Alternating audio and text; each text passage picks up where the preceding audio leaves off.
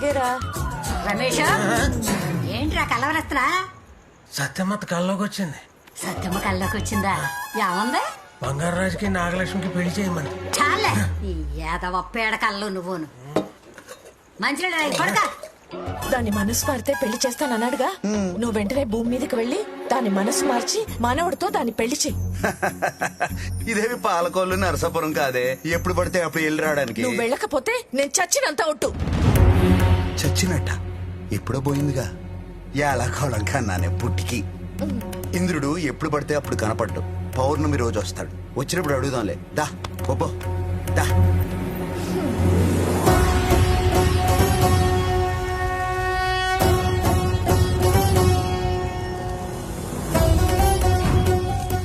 యమధర్మరాజుల వారికి ప్రణామములు.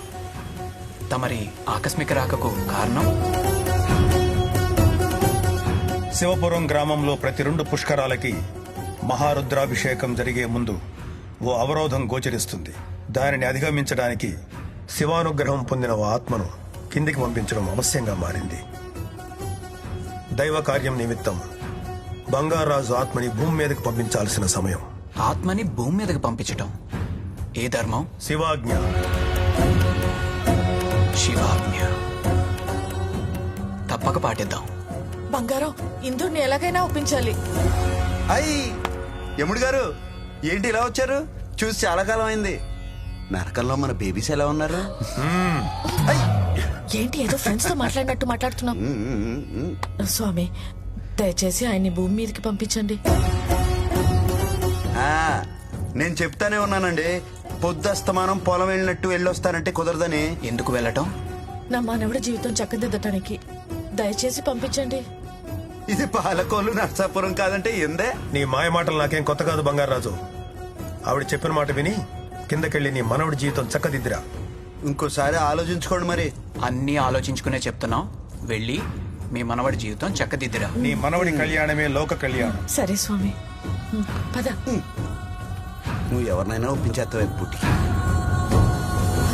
ఇక వెళ్ళు బంగారం, వెళ్ళి వాళ్ళిద్దరిని కలిపిరా. వెళ్తానులే. ఏంటి ఏంటేంటి వెళ్తే మళ్ళీ ఎప్పుడు వస్తానా ఏంటో. ఎల్లే ముందు పాలి.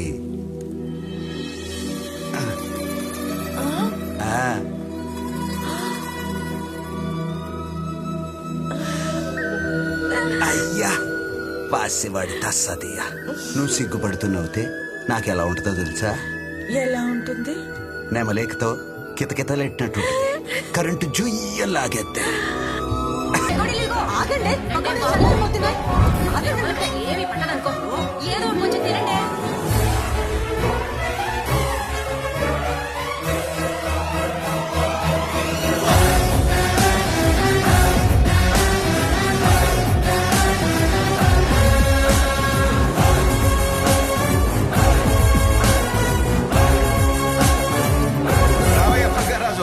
నీకు లెక్కలు చెప్తామంటే టైమే దొరకట్లేదు. రే బంగారాజు, నానమ్మ పోయిన దగ్గర నుంచి నిన్ను నీ ఆస్తిని కంటికి రెప్పలా కాపాడుకుంటున్నావురా.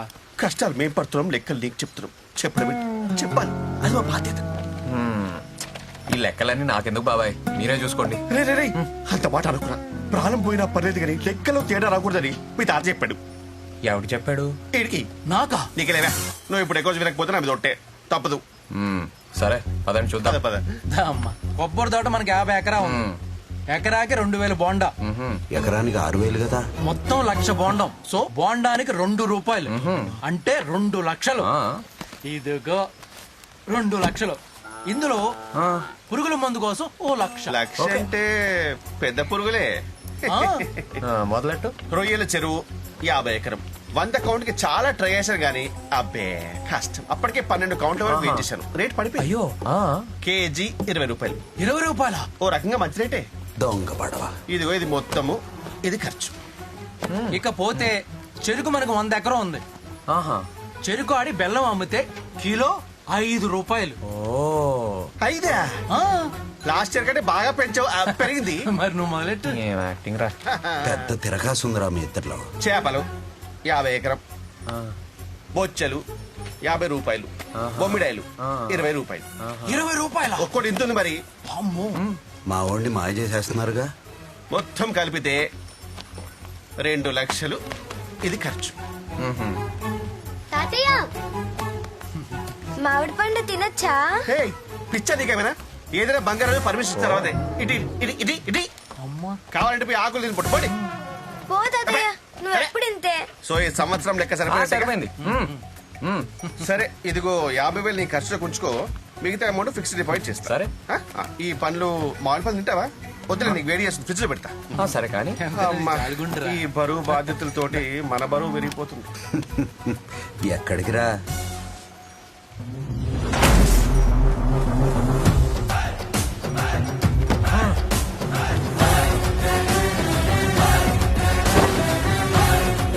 వాసివాడి తస్సదియా తర్సదియేనా?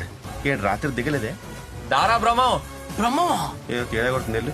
ముందు నీ లెక్కలు తేలుతోందా? భాష మారిందేంటి? 50 ఎకరాలకి ఎన్ని బోండాలరా? 1,00,000. ఎదవ కథలు ఆడకే. ఎకరానికి 6,000 బోండాలు దిగుతాయి. 100 ఎకరాలకు 6 లక్షలు, బోండానికి 10 రూపాయలు, 60 లక్షలు. ఎక్కడికి పోయినీరా? అడుగుతున్నాడు కదా చెప్పు. చెరుకు 100 ఎకరం, ఎకరానికి 40 టన్నులు, టన్ను 10,000, 40 లక్షలు. అయ్యి ఎక్కడికి పోయినీరా? పురుగుల మంది కొన్నాడు బంగారాజు. నువ్వు ఆగ్రానే నీ దగ్గరకు వస్తా. నీ చేపల చెరువు లెక్కలేంట్రా? అవి అదేం లేదే. బొచ్చు ముప్పావులా, బొమ్మడాయిల పావులా అనేదో కొత్త లెక్కలు చెప్తున్నావు. అంటే బొమ్మిడాలు మరి ముళ్ళు తీసేస్తా నా కొడక. మరి మొత్తం దొబ్బేసి మామిడి పండుగ పర్మిషన్ అడుగుతావేంట్రా? అంటే ఏదో ఒకటి అడగరు కదా ఎథిక్స్ అని. రే ఇంకెప్పుడు ఏదో పనులు చేయకండి రా. డబ్బులు కావాలంటే అడిగి తీసుకోండి. లెక్కలు చెప్పైనా పర్లేదు గాని మనుషుల్ని మోసం చేయొద్దురా. ఎలాండే? ఆగండి. పండు కావాలా? నా బుల్లెట్ ఎక్కడ్రా? అక్కడ ఉంది.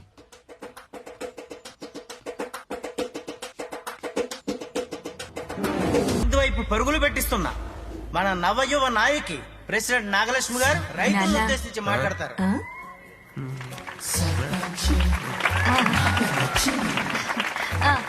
Thank you. ఈ గెటప్ ఏంటి అనుకుంటున్నారా? నేను మీ రైతు బంధువునని చెప్పడానికే. అబ్బో, ఆ ముందున్న సర్పంచుల అసమర్థత వల్ల మా నూరు చాలా నష్టపోయింది. ఇదిగో తల్లి తల్లి, ఆ? ఈ ఊరికి నీకన్నా ముందు సర్పంచులు మీ నాన్న, మా నాన్న, మా నాన్నకి నాన్న. నీ పబ్లిసిటీ దాహంతో మమ్మల్ని వలి చేయకు.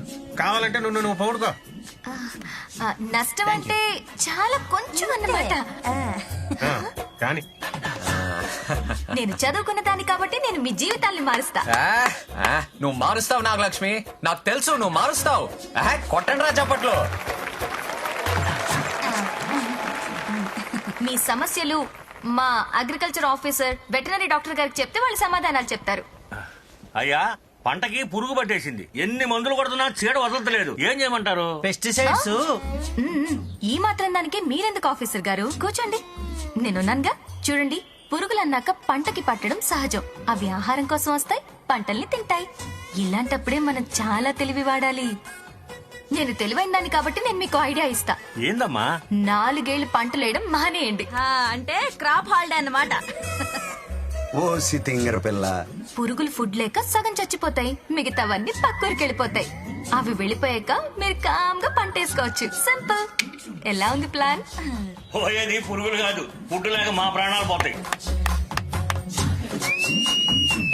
అద్దరిపోయింది నాగలక్ష్మి, అద్దరిపోయింది అంతే. మనం రైతుల్ని కాపాడడానికి వచ్చిన అమ్మర్వి నువ్వు. కొట్టండా.